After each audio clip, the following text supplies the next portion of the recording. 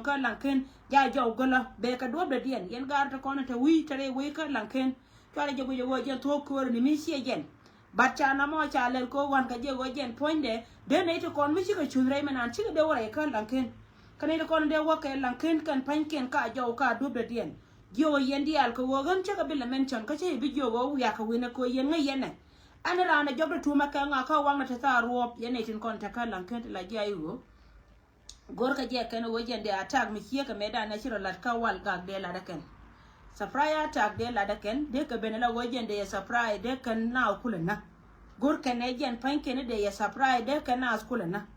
lakin an pull post de ne di ja jo dun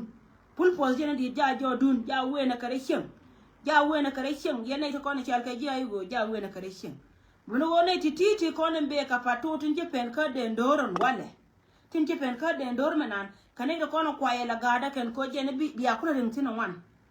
bi ko kula lo chunrai ala chabdi na na chi angai me la ter ko ko kana wal me ajena na yos ka mani antame so jo ni yewo fara gwen yem to na na chiro da lat ka de ndor payam min dina jen ja jodun yan gata kono chal ke gara ayo na ga ka rodun ke do go mi che ke wona tama jen nan tin en ko dina jen ja jodun ka jen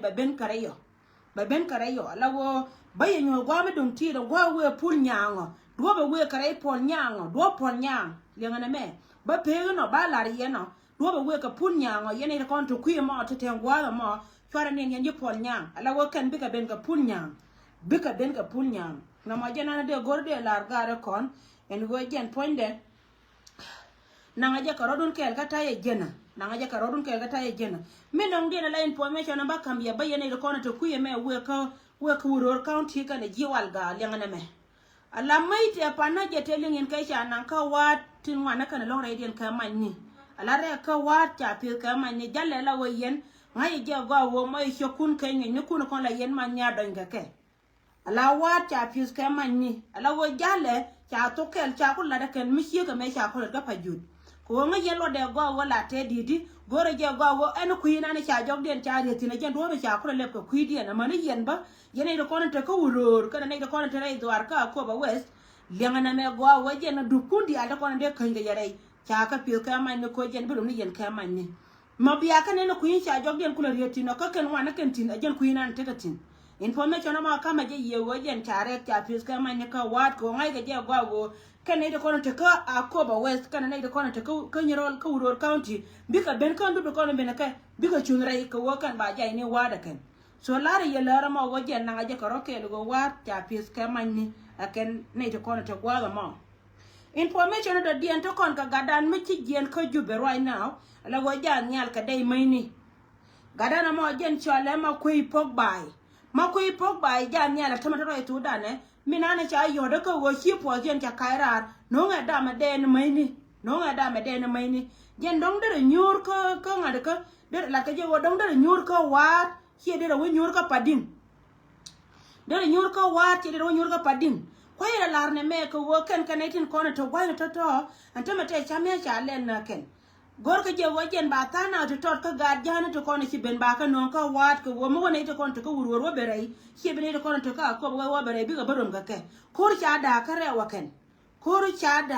ken ala wo cha ku me cha nan ala wo jen wo ba me wo ka yo da che wuong ka je le ka je ka tet ko jen ben to kon to tin bi ku lo berei bi akulu wo pen ka ambui bi ji wuro to kon to ka don mi chal ka ngade bi ku lo pen ka ambui jen ala wo ken pan ken kan ideal je ka pading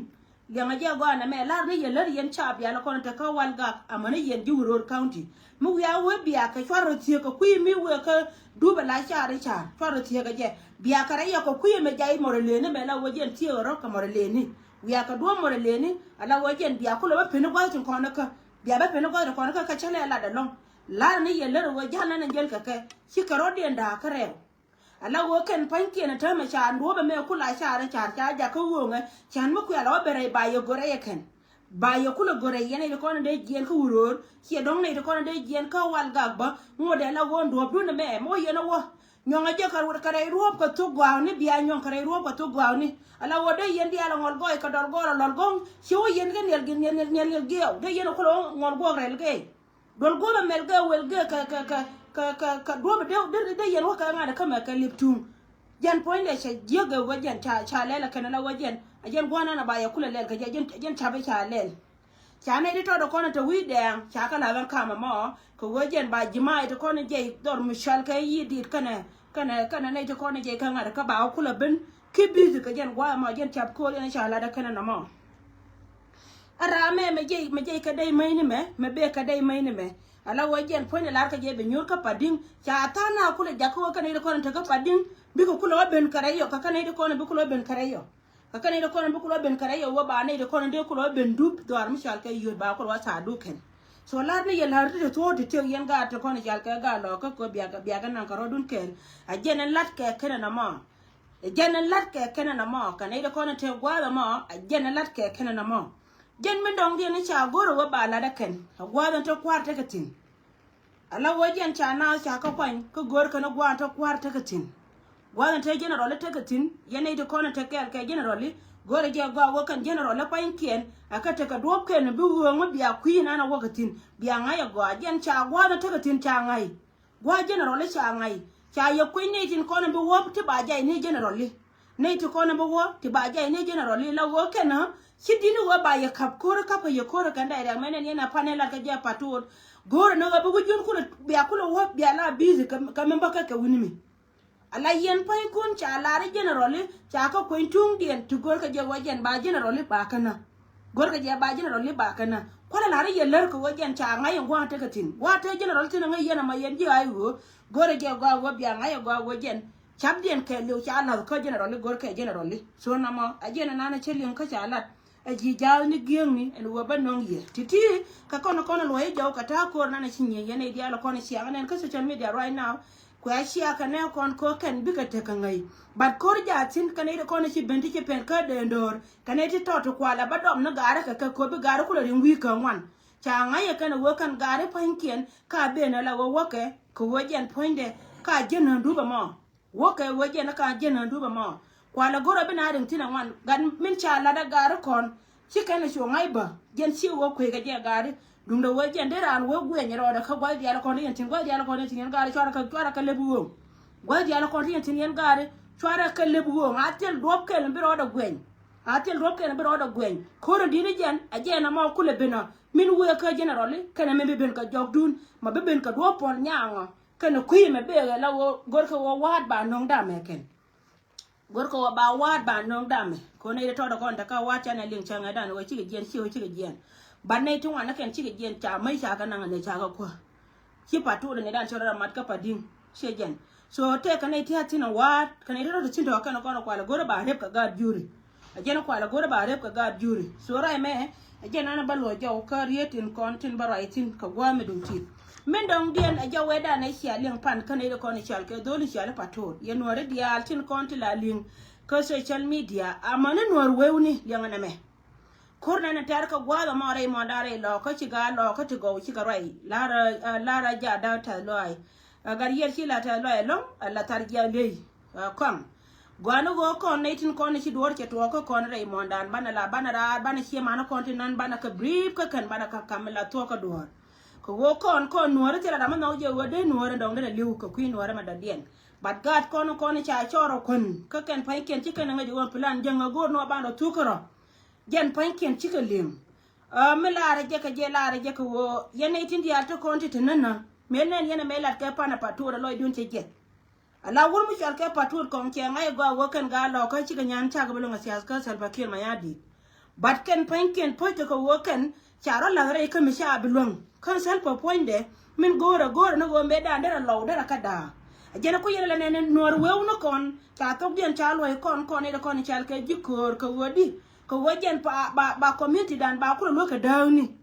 ba community dan ba kula loka dawni ai chama ba ka wurje nga menen yene mete ko ko di chara yat ka ga ta kon chal ka ga kon ti la nor wewni ai chama ba ka wurje nga be ka wurje nga ko wodi ko gore je ba community dan be kula da mu wa community dan wa da abana roi shie nyu ka ni shie nyu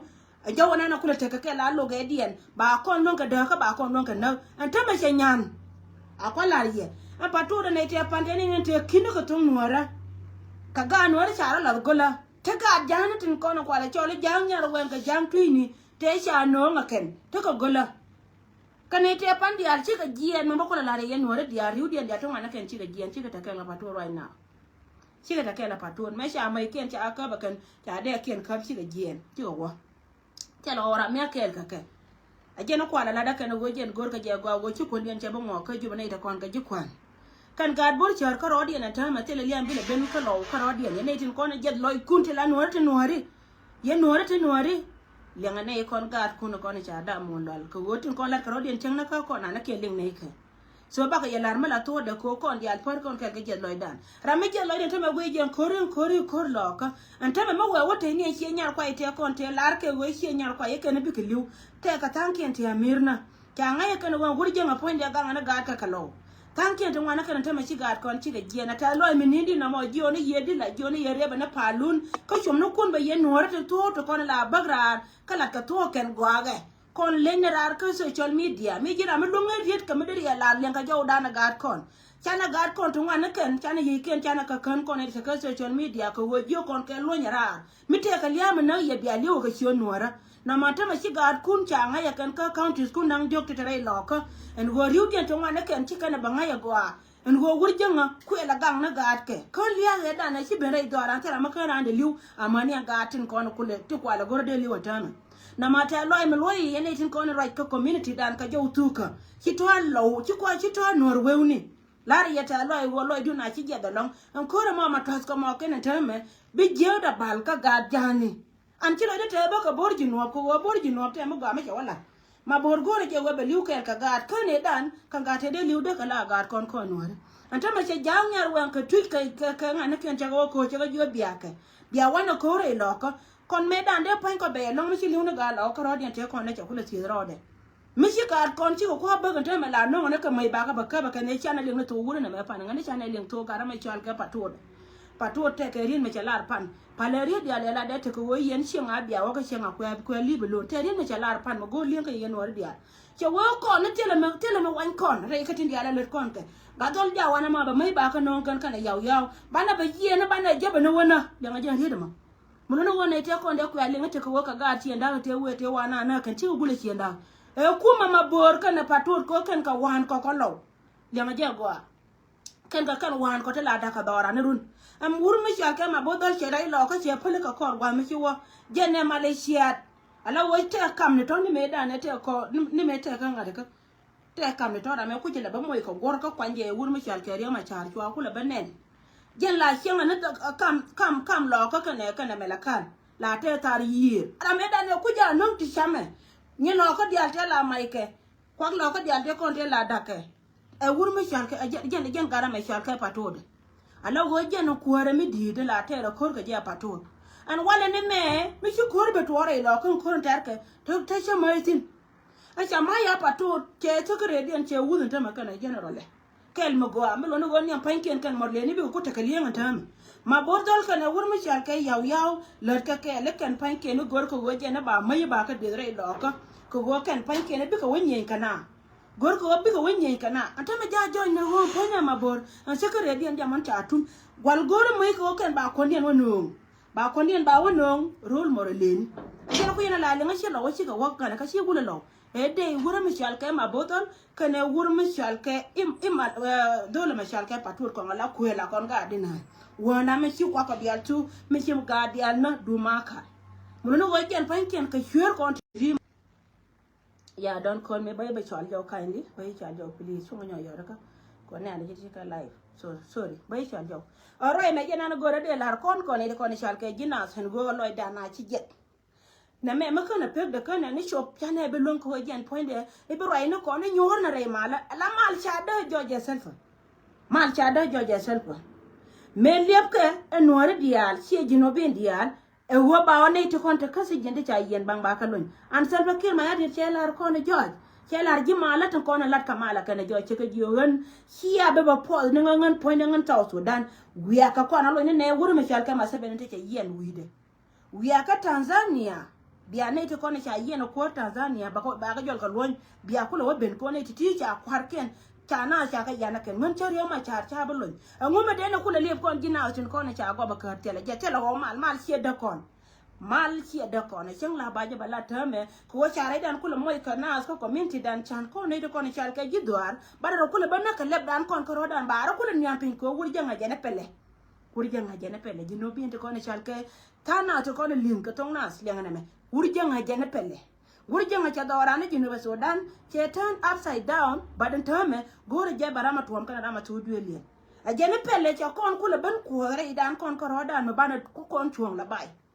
so lar ni yeti titin content to on tamare mo na re lo ka kanene ne ana ne je kana tin lianga tin ba gwa ka kon che bi je ka kon che bi liuno gad kon an che lo de te go chi wur janga cha gad jana tin kon ko la gam che ka wono ko wo bete ka manti du wiye akana na chobre mondien so ti lara ka kon en wo ka kana kon che to ore do aran wale korna ne che to ka lan ken cha ne pa to cha ka jo jo but en korin di ja jo ka ngai ka je gad kon korin di ni jen ja jo ka ngai ka je gad kon mình đồng đi anh đi nhóc cầm mặt tin bao cô bạc cô chơi bún lùi ra cái gì ấy chỗ mình để cầm gadan cái đam ăn đàn cái rồi kang đuôi chỉ lấy để test cái respond chỉ quan đàn chia respond cái gì giờ lùi nó anh ấy giờ nó mò jin wood cái jin wood nuari cái wood nuara mình cái wood nuara mình chơi lòi để cái wood nuara mình chơi ballet cái nào vậy cái wood nhám giờ là wood nuara là bún mình wood cho con này chỉ thang wood nó con này chỉ wood kiên gì chỉ có tin la bume wo bajala so chile de tes ke we ci kondi ci respond ga and we all know and we jin ci de mara nor wew tire nene to kon batte ke misunderstanding mi ci to kam ni no gur may kele ka mamba ko le nyoko le baba ga twang ga do jeni ci blog mi roy royere fara nya bara la wo bi bara e social media bi ate kon bi aka balat so chile de tes ke respond na ci banan ci respond ga gatwang te ke wan to la yenye ye ne to ko ni chal ke nas te wan to la yen gatwang ke dum no wara ma kon social media ne lem che ba ngai melat ke gatwang le mo mu wi wo ben ka gwa mi ton me be ne bi ngai gwa wo jena gatwang me la le de le mo shi gatwang ro kon dial kon ne dial kon ro ke social media ala do mo che bo ma tet tini ya ma wo bi bom de be chop ke ye tini ya ma wo ba ko be nyoye wo bom de che bo ma tet la ne ya goro wo jen ba ko de ka ne de kon la jitaran ka jaw me ta dien the more she and then to we ye take a melan ye a chang and yen la way and point the take a macan to out in Tarja Lara ba mo carry on about Tarja Tale. Go wagen maintenance a core. Paraja go batala biana you at all no. But what to a care lilla? Go wagen Mr. Balara and a more chine way eating. La nato one can lack and away bad when I need go with younger. Tinta care gajet a witty and borping. Tinta care gajet a witty and chair borping. Cha ja ngai ke melat ke go lengu so ngan joni ye wo bine barar ka makan to go a chen ne te ya mate yar chwa na jo chwa mi ke ring makan to e chin wore ja cham ka no ane ya la cham ka wo te ka ma go ne ni je wo jen bia kula wo je che to la go ne ni je wo jen bia wo je che to che jen